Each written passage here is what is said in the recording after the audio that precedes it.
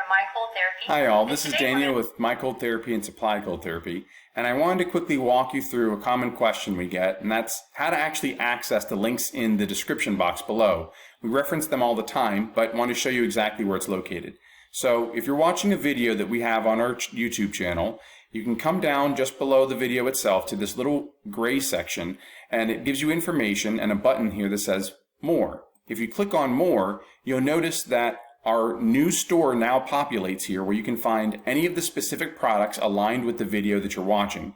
We're doing this now to help with simplicity, to give you the opportunity to quickly buy any of the items we talk about in the video.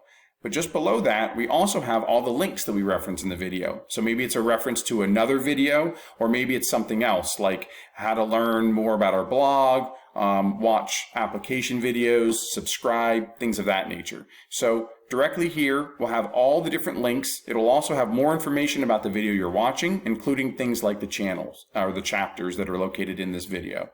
Let me know if you have any questions, and you can do so actually in the comment section below, and we hope this video has helped. Thanks, and let's get back to living.